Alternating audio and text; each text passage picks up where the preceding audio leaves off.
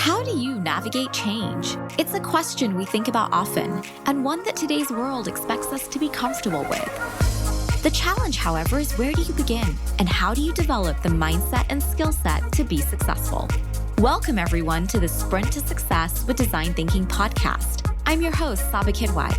Join me each week as I share the stories and strategies from the world's leading researchers and practitioners about why they believe the answer lies in practicing design thinking.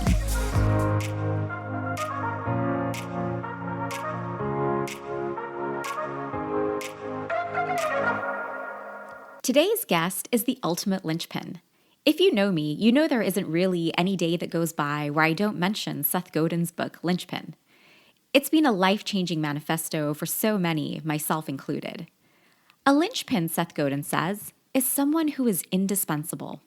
They're able to identify gaps that can become opportunities for design. They nurture a mindset that allows them to connect dots that no one else was able to see. And as a result, they design solutions that make an impact. It is with great enthusiasm that I introduce you to Matthew Manos. He doesn't just practice at the intersection of design, technology, entrepreneurship, and innovation, but he teaches you how to live there as well. He's an award-winning design strategist, founder and managing director of VeryNice, a design strategy firm that designs and facilitates workshops for creative problem solving. He's also the assistant dean and professor at Iovine and Young Academy, a school at the University of Southern California that brings together design, business, and technology in order to create the next generation of entrepreneurs and innovators. Forbes magazine calls him a crazy genius, and How magazine recognized him as one of the top 100 most influential creatives working today. There's a quote by George Bernard Shaw where he says, "You see things and you say why. But I dream things that never were, and I say, why not?" Matthew isn't afraid to dream. He asks why not over and over, and he also creates the tools and resources to help you make your dreams come true as well. I hope you all enjoy my conversation with Matthew Manos today. I'll put our Instagram handles down below, and we'd love if you tag us online and share your thoughts and takeaways from what you heard today. Hi, Matthew, and welcome to Sprint to Success. I am so honored to have you here with us today. Thanks so much for having me, Saba. Oh, of course. So I feel like there are so many things to congratulate you on right now. I saw your incredible Giving Tuesday campaign that you ran. And what I'd really like you to share is, I'm on your email list, and I saw this on your Instagram too, but it was about the 20 million by 2020. And I know that was, you wrote in your post that was sort of like a dream of yours when you first started. So tell us a little bit about that dream, about your journey, and where you are today in 2020. Yeah, absolutely. So I got my start doing pro bono work and graphic design work at a really young age, around 16. I met the founder of a nonprofit for the first time and had just been teaching myself graphic design and was finding that I was really falling in love with it. And, not just falling in love with design, but also the moment that I took on my first sort of pro bono project, realizing that I loved that application of it. And so flash forward a few years after that, I launched VeryNice, which is a design strategy consultancy that gives half of its work away for free to nonprofit organizations. And, for years, I officially launched it when I was 19. So for years, it was really kind of like this side project while I was in school studying design at UCLA. And then as it started to escalate, I started realizing, oh, wow, a lot of people out there need these services. I should think about how do I scale this? And so we started building a volunteer network to give people that are working professionals or students an opportunity to essentially team up, kind of like an ad agency would use freelancers. Very similar, but applying that to volunteerism and pro bono. So we started doing that, and several years in, I finally hit my initial goal of $1 million worth of services displaced. And when I hit that, I remember thinking, wow, this is really amazing, right? I think I was maybe a few years in, or maybe 4 years in even. It took a while. And I was thinking, like, what is my actual goal with this thing, right? Because I knew what my mission was, but I didn't really have a goal in mind. And when I hit 1 million, I couldn't help but think like, wow, you just hit a major goal, right? And so I kind of jokingly thought, okay, well, 20 by 2020, sounds almost really unrealistic. But in the back of my mind, I was thinking, maybe I won't even be doing this still anymore. So I can at least sound really visionary and kind of set this really difficult goal. And what year was this? Sorry, don't interrupt, but what year was No, this? that was I would say that was 2010 or 2011. So it was a while ago, and thought again, like, might as well set a huge goal, because who knows, right? I mean, people change jobs so often these days. I never really would have thought that I'd be doing this for so long. And thank God, a month before 2020, we actually hit that goal. So I actually did it, which is really exciting. And I just really found that concept. So it truly is a visionary concept, because most people that put sort of like, this concept of content online for free sort of do it with a different intention, right? Or like there's always supposed to be a strategy behind the freebie, but yours is like very unique. So your vision basically of giving out these free services is through the work that you provide online. Is that?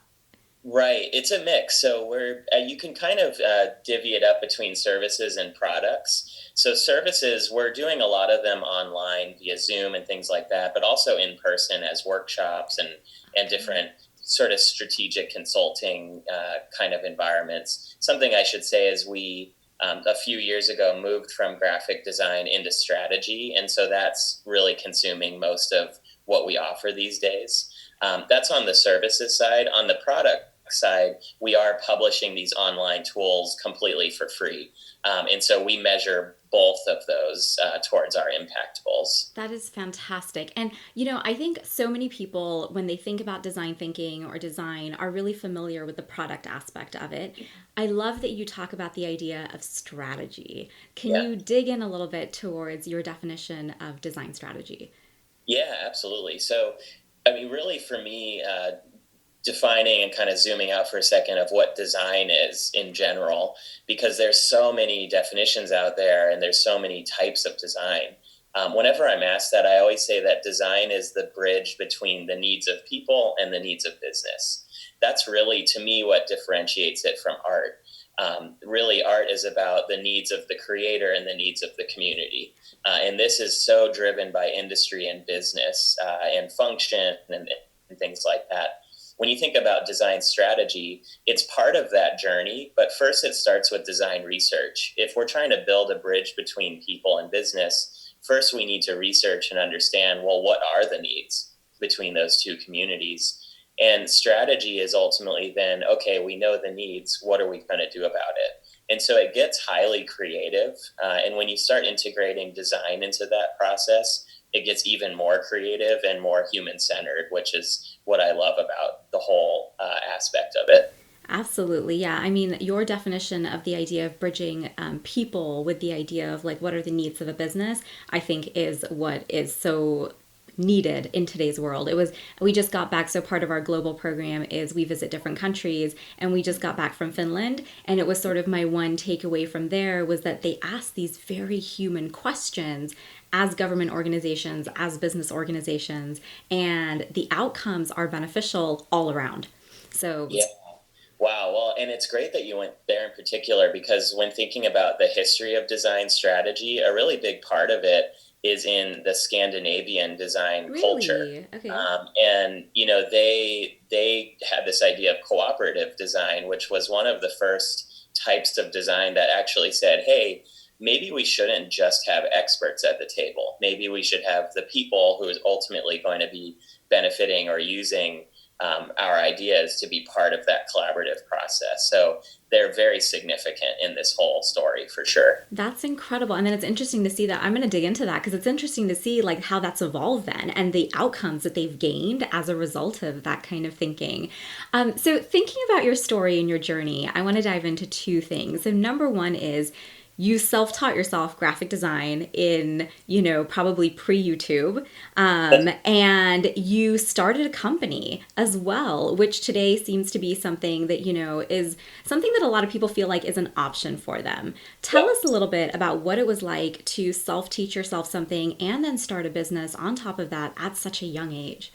Yeah, I've always been a very curious person, and I think that that's led to feeling, comfortable with self-teaching.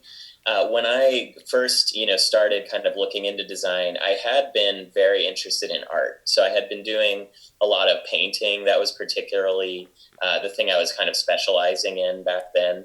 And so as a result, I had this kind of understanding of color and composition and things like that from an earlier age, just through practice and art classes and things like that. And when I was eventually sent a copy of Photoshop from my godmother, she was studying art at the time and kind of sent me a floppy disk, basically. I, right before that moment, was very pretty much computer illiterate. I mean, granted, this was in the early 2000s, so it's not like everybody was coding when they were 5 years old like they are now.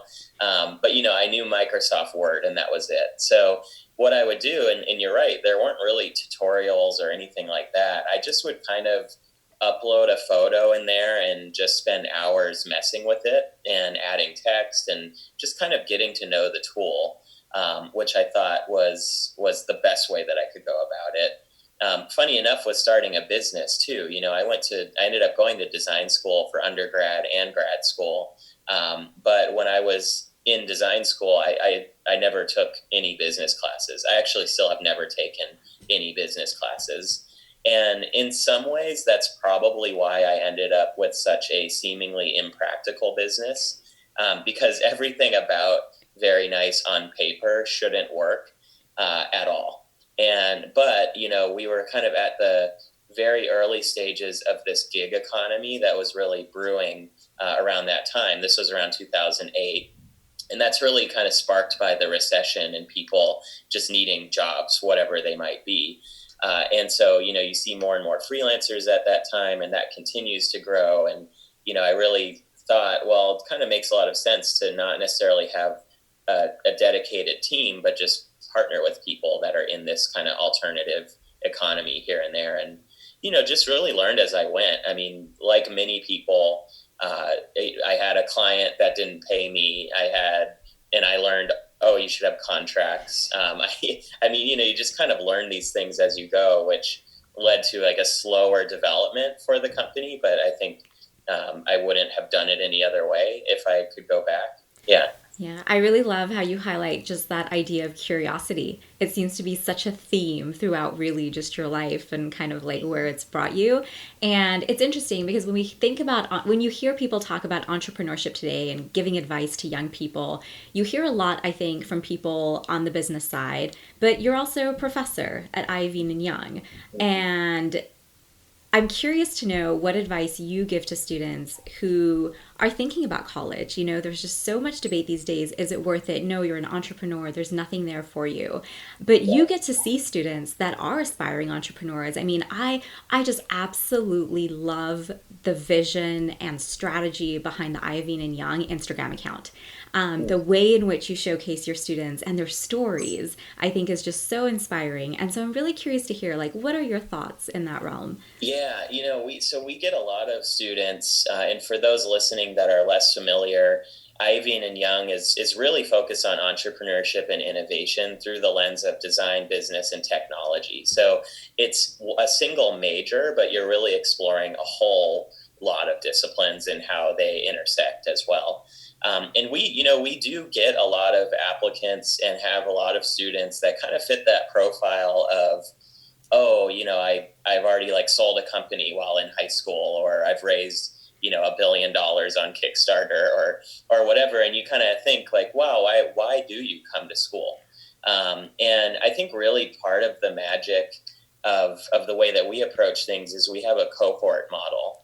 And what this does is it gives you a really small kind of tribe and family of people of about 25 to 30 that you're going to go through all of your 4 years with.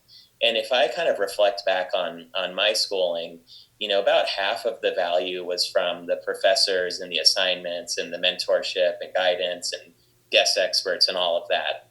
But the other half was really from meeting my peers and building that community, which I think is possible outside of a college setting, but is just certainly, I'm sure you can attest to, the moment you graduate just gets so much harder to build those kinds of close connections in that kind of way. Because the moment you graduate, every relationship you build, it starts with a professional setting instead of this kind of blended work and life, friend and collaborator, that kind of world. The other thing too is it can be really hard to build a complete mindset without going to school. And I think that's one of the things that higher education really offers. Some people, maybe in the high school age, might have developed a really great deep dive in one particular subject matter or discipline, but understanding how that connects to so many other things, I think is really challenging to do on your own. Absolutely. You can build skills on your own now, but you really can't build up that mindset and that process. So I think that's a real value to college these days. I would completely agree with everything, especially like being a student right now as well, that we're a cohort model too in our program. And it's just the stories that you hear from your, your peers, and really even starting projects like this, having the support of your professors really pushing you. I feel like that's been a really big thing for me. Like the professors really pushing us to think, what are you going to do with this? Like, how are you going to be different? What's going to be happening after? And having that support is so critical. But I want you to dive in a little bit more and define out for us the idea of a student having a complete mindset. Yeah. So, at the Iovine and Young Academy, we don't necessarily teach design, business, and technology. We more teach the spaces between those things. And that's really the key when we're talking about a mindset. This is a mindset of being able to see how every action that everyone takes on a team or in a collaborative artistic setting as well is completely necessary and is completely in harmony with each other as well. So the mindset, what that ends up looking like is heavily steeped in sort of creativity, in entrepreneurial thinking, and in critical thinking as well. So with creativity, it's really being able to find those different dots and connect these ideas that maybe no one else could have seen. There was one anecdote I was reading earlier this year about entrepreneurship and the kind of mindset that many entrepreneurs share. And one of them is the ability to see something that no one else sees. And I think that is so highly connected to creativity, which is why building that mindset, building that kind of opportunistic mindset, and sort of humorous, humble mindset as well is really critical. On the entrepreneurial mindset side, this is really about saying, okay, we can come up with a great idea, but how can we actually get it out there? Who is it for? What's the value of it, right? What's the possible harm this might do if we're talking about social entrepreneurship versus the possible good that this might do? And then critical thinking as a mindset is another thing that, really having your peers and professors is so helpful with, because this is the ability to evaluate your own ideas and understand, is this right? Or do I just feel like this is right? Absolutely. We have a professor in our very first class who used to always ask us, what is your problem space? How do you learn to play in your problem space? And it was just so fun to have that time to explore. But you highlighted something that is so critical about entrepreneurship, and really I think something critical for everybody, and that is being able to find the missing pieces, being able to identify those gaps so that you can connect dots for people. And it's interesting because I actually first learned about you through reading your book, Toward a Preemptive Social Enterprise. And really, I think the core of your book is a gap that you identified in social entrepreneurship. And so I love that you call it sort of like the message of your manifesto. Tell us what that message is and what gap you had identified. Yeah, absolutely. So, there's really two different worlds of business. One is the nonprofit world or the social sector. The other is the for-profit world or the private sector. And we're finding that there's all this space between those two things. But looking at them in a kind of binary way for a second, when you think about nonprofits in the social sector, they are really heavily rewarded for reacting to problems that exist right now, right? There's some kind of crisis somewhere, a nonprofit will go there and they'll help solve that crisis. On the for-profit side, however, they are solving problems, but they're more rewarded for discovering new problems before we even know we have them, right? So they're naturally very sort of preemptive, very proactive in developing different communities or cultures or ideas around innovative solutions. And something kind of interesting about that when I realized that, and I realized that because I work equally in both of those sectors. Through Give Half, we're also getting half, so we're kind of in both of those worlds simultaneously. And I couldn't help but think, what if social entrepreneurs or nonprofit leaders were motivated to or inspired to also be preemptive in their work? So instead of just celebrating those reactions to those urgent issues, actually leaving that time and space to think about the future and say that is equally important. So that's this, idea of preemptive social enterprise, which is the idea of tackling problems that don't exist yet, but that likely could by following trends or emerging issues and then reacting to that as well. Wow, that's a really nice, there's such an interesting vision. And I love the idea that, you're highlighting this for your students, but you also really model and live this as well. So one of the things that I thought followed up really nicely to sort of this idea is that you've actually, because the next thing that somebody says is like, well, then how do you do that, right? What's the strategy? What are the tools? And you have those all built out and developed for people. And I've been following sort of like a little bit behind like the models of impact and just that whole strategy. Can you tell us a little bit about that program and how it relates? Yeah, so models of impact really built out of sort of, you could see that as the capstone of everything I've learned through running VeryNice. Because what I learned through running VeryNice is that you need to have both an impact and a revenue model. And I learned that, in some frustration initially of really just wanting to go the impact route. But seeing that in order to both sustain yourself and your idea and your business, and feel that sense of purpose or make that impact that you want to have to realize your mission, you actually need money. Like we can't escape that, right? And so although I often kind of come across as like an anti-capitalist, I'm sure to a lot of people, I sort of try to embrace the fact that we live within that model and think, how can we make that better? And so, what models of impact teaches first as a kind of theory is that the way that we define a business model is really outdated and really not sustainable for the future. At some points here in LA, you can look out our window and literally see that our world is on fire. And a big part of that, which I think many people are afraid to admit, is the kind of growth mindset or fixation on revenue that business has had for so long, revenue beyond or above anything else. And so, from my perspective, it's not realistic to kind of completely change the way that our society works and functions. Instead, we need to kind of work within that in a creative way. So if we can reframe a business model as both having success in revenue and in impact, I think that we can make the world a better place. So the way that this works, it's a game, and it's designed to simulate the process of launching a social enterprise. And so really what this was originally created for was not necessarily where people would kind of sit down and then, roll some dice and play this game and come up with an idea that they now go and launch and run for 10 years, but more that they kind of are engaging in models and in this different way of thinking about business models as well.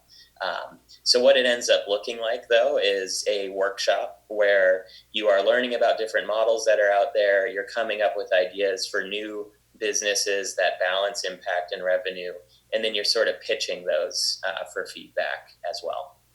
Yeah, and I love that. One of the things that has just kind of just stayed with me for a while was I think it was like about a year and a half ago, the Wall Street Journal published an article saying that only 1 in 5 high school students actually feel like they have a purpose. Yeah. And I think it's something today that people really strive for, people really want. It's almost a luxury that's opened up for people in the era of machine learning and AI. Mm. And as we think about like what does it really mean to be a human in today's day and age? And so I'm wondering like what I think, there's so many kids today that have so many ideas. They want to make a difference. What advice do you have for somebody who is maybe searching for that purpose, is maybe, just wondering, like, where do I even get started? Yeah, great question. One thing is to not first of all not get fixated on the idea that you have to start a business or that you have to be an entrepreneur. I think that there's a lot of kind of propaganda out there about that like absolutely everyone needs to be a startup founder. There was some study as well. I can't remember where it was from, but kids' heroes are now, Mark Zuckerberg or Steve Jobs or those figures versus I think from my generation, you might be looking more at, movie stars and things like that. So it's just really evolved and changed. And what I think that that's created is a culture of saying, okay, I have to start a business. So what's my business? Like now I have to go and find my business or my impact or whatever that might be. And instead, what I would recommend, which is really more the path I took as well, is let that business find you. If you are sitting there and you're a young person and you're thinking, oh, I really want to be an entrepreneur, the worst way to go about it is kind of now sit at a table and think, okay, what am I going to do, right? Instead, if you can sort of just listen to yourself, like what are the causes out there that you really care about, or that maybe you're very closely connected with, or your family's very closely connected with. Kind of wait for those things to present themselves to you, and then sit at that table and think, okay, what am I going to do about this? That's so much more productive than having a business idea and then kind of, trying to shove something into that as well. Absolutely. And I think that really relates back to your point about being curious. Right? The more Mm-hmm. curious you are about different things, the more you begin to discover more about yourself and what your passions are and what your interests are, and what it is that's going to get you excited enough to want to stay up and really commit to working on a certain project. What I also find really fascinating about your work and just really the impact that you've had through everything is it's being really global. It was one of the things you highlighted as well in like your Giving Tuesday campaign, that the downloads didn't just come from here, they came from, all these other countries around the world. And so I was wondering if you could talk a little bit about some of the elements that you see as being just sort of like universal languages. Like, would you consider design to be a universal language that kind of, in an era, I think in an era of so much division and, separation and people like trying to figure out a world that is a lot more connected, what are some of those universal languages that you think we can leverage? Yeah, well, you mentioned design, and I think right out of the gates, it's hard for people to kind of dislike the idea of something that might serve as the connector between people and business. I think that whether you're far on the business side or far on the people side, you kind of appreciate that because in our world, we can't escape each other. Like business and people are constantly together, right? The clothes that we're wearing, like this is all coming from a business of some sort. And oftentimes people feel like they're not being listened to or their needs aren't being prioritized. And I think design is very attractive to a lot of people for that reason. I would say, though, the aspect of my work that has gone or sort of resonated the most globally would be models of impact and my give half concept too with VeryNice. And that really all started in Russia. That was the first country that I visited in a professional manner. And I think there's something kind of, really interesting about why there, and then why did it continue to sort of grow in interest in Eastern Europe in particular. And some of that is looking at a culture or an economy that's only about 30 years old in this sort of entrepreneurial, mindset and approach. it's very new. And so, they have kind of less, I guess, like less bias attached to what a business could or should be.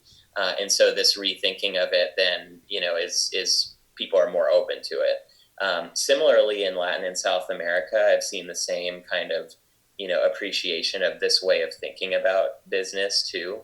Funny enough, the U.S. has the least of users out of other countries for all of our tools, and I'm still trying to figure out exactly why that is. But part of what I've landed on in looking at the kind of countries where it's had a lot of interest might be this ability for us to suspend our bias of what a business could or should be is just harder because of how ingrained that is into our culture and our narrative as U.S. citizens of the American dream and things like that. But from my perspective, I think it should be a common language anywhere. That's just what we've been seeing. Yeah, no, that's incredible. I find it so fascinating that, like, as a professor, you're able to kind of leverage all these different things. But as a professor, you're also still a very active practitioner of your work. Can you talk a little bit about the relationship between those two? Yeah, totally. For me, I've been involved in higher ed for like 8 to 10 years, something like that. And so it's actually been, even just starting as a guest lecturer in various places, it's always been something running in parallel to VeryNice. And I think that academic approach has been very beneficial for VeryNice because we, are always putting out these kinds of theories or thinking critically about what we're doing, about our model, et cetera. We're very different than a lot of firms in that we don't necessarily promote the work that we do too much, more the model and the kind of our mindset, and I think that that's a very academic thing. Like, I think it had that sort of impact in some way on our practice. But also, VeryNice has always been very educational too. Workshops have been at the center of what we've done for years, and that's literally teaching. It's just a very short class, basically. On the flip side, I honestly don't think that I could teach if I didn't have an active practice. Primarily because of the area that I teach in is so emerging. I teach design strategy and entrepreneurship and things like that. And those are spaces that are changing just every day. And if I'm not steeped in that world that is changing it every day, I feel like I would really be doing a disservice to my students. And then I guess finally, there's many people out there that say the best way to learn is to teach. And I completely agree with that, whether it's teaching in the classroom or writing these kind of step-by-step toolkits that we have. It's given me so much clarity on just what our process actually is or how this stuff actually happens instead of just letting it happen, really knowing kind of deeply how that works has been so beneficial. Absolutely. Thank you. So I want to know, are there any other projects that you're working on or just any other insights that you think would be beneficial for our audience to learn about? Yeah. So, when we hit our 10-year anniversary in 2018 at VeryNice, I had kind of like that $1 million moment where I thought, oh, well, let's go for 20, right? I had another one of those moments of, wow, like 10 years. And again, just doing anything for that long is kind of unheard of these days, I feel like. And even to me, I feel kind of strange doing something for so long. I'm like everyone else where I get kind of antsy. I want to try new things. And what I tend to do as a way to deal with that desire is set new goals. And so in kind of conjunction with our 10-year anniversary, we launched Give All, which is a collection of 9 toolkits that basically open sourced all of our trade secrets that we had learned in the way that we approach our client work and things like that. So anything from the approach we take to brand strategy, to marketing strategy, to user experience, everything we publish in the form of 9 toolkits. And in doing that, it really set a new direction for the company where we realized, we've been able to give so many services and tools away But at the end of the day, we got really good at giving out fish. There's that saying of give a man a fish and they'll eat for a day, teach a man to fish and they'll eat for a lifetime. And, that was kind of a really interesting, harsh revelation of no matter what we do, what we should be trying to do is eliminate the need for pro bono. And what we've been doing is eliminate the lack of resources for getting access to pro bono. And the funny thing is, pro bono is actually the culprit. If you think about it, we actually need to eliminate that need entirely. And so the way you do that is by teaching people, or one of the ways is by teaching people how to do these things on their own. That does leave a whole other huge issue, though, of, well, people need the time to be able to do it. But still, this is something that we can tackle. And so, when we think about the future of VeryNice, it is much more going to be going in that direction of providing these tools and resources as opposed to just services. So that's kind of where we're looking in the next 10 years, probably. The other thing that I would say that ties a lot of this together of social entrepreneurship and VeryNice and all of that is this newer concept that might turn into a new book, we'll see, called offset entrepreneurship. And this is the idea that, or I guess based on another realization that I had, that much of what I've been doing or teaching for the last several years is very ironic. Because I'm someone that does believe many of society's issues were created because of enterprise and because of business. Yet I'm teaching how to use business to solve those same problems. And I realized this was like a couple months ago how ironic that is.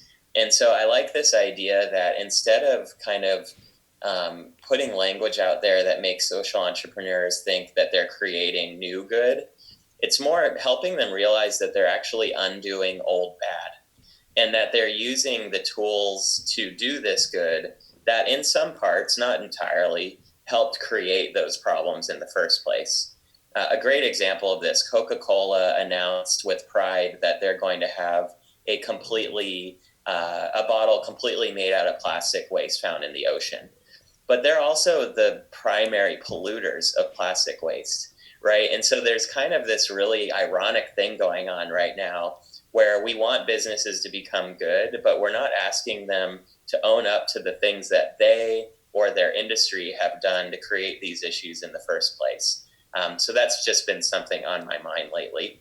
No, and that's fantastic. And I think, that actually ties really nicely back into what you were saying about finding those gaps, right? Mm, Because sometimes we are so used to something, we don't even recognize anymore that it could potentially be a problem. Or right, even potentially be something like, wait a minute, why are we doing things this way when we could be doing things this other way? And right. so, yeah, I think that's I think it's such a helpful new vision with along this idea of impact and all these things. And really having, again, just this next generation really think about what do they want their world to look like? What do they want being human to look like? In an era where we kind of have an opportunity to redefine what that means. So Absolutely. definitely exciting. Well, thank you so much for your time. Where can people find your work? I'm obviously going to link everything in the show notes, but what is your preference for how people reach out to you if they want to learn more? Yeah, so verynice.co is kind of the hub for everything that we do. We talked a lot about models of impact today, and that's at modelsofimpact.co. So between those two links, you'll have a pretty easy time finding the rest of our work. The best way to sort of stay in contact with me, I would say, is Instagram. That's where I'm most active, and that's on VeryNice Instagram. And you can always send a direct message if you have a question or anything like that. Yeah, I definitely plan on linking that. I think your Instagram is phenomenal. I think you do such a great job of not only sharing value, but also really giving people insight into your travels. And you did a Hugo Boss campaign, I think, a while ago as well. So I think you just live at this very interesting intersection of almost everything: technology, business, design, education. And it's just, I think, fast. I think you do a great job of tying those pieces together in the stories that you tell and the work that you do. So thank Thank you for everything you do. It's truly phenomenal and very, very impactful. Yeah, thank you. Well, I'll keep trying. I really appreciate the encouragement, and I think there's just so much stuff to be done. And I just really encourage anyone listening to do the stuff that you feel like needs to be done, but that you also love. I think when you combine those two things, you can have a pretty good career there. Absolutely. Well, thank you so much for sharing everything with us today. Yeah, thank you. If you enjoyed today's episode, I'd love if you could take a moment to rate and review the show. Knowing what brings you here and hearing from you about what resonated and what specific ideas you enjoyed helps me design and deliver episodes that will be of value to you each week. You heard it last week when Duncan mentioned it, and you heard Matthew mention it this week again. So you can trust me when I say it absolutely makes someone's day when you tell them what you enjoyed about what they shared. Not to mention the influence this can have on building your network and your career. A lot of the work I do is guided by a quote from William Gibson, where he says the future is here, it just isn't evenly distributed. Leaving a review for the podcast helps others learn about the show, giving them the gift of knowledge and allowing this community to help create access and exposure to ideas and opportunities that others may not even know exist. It's your turn to join the conversation by sharing what you enjoyed or what questions you still have. In a world where time and attention are so valuable, thank you for choosing to listen and for being a part of our Sprint to Success with Design Thinking community.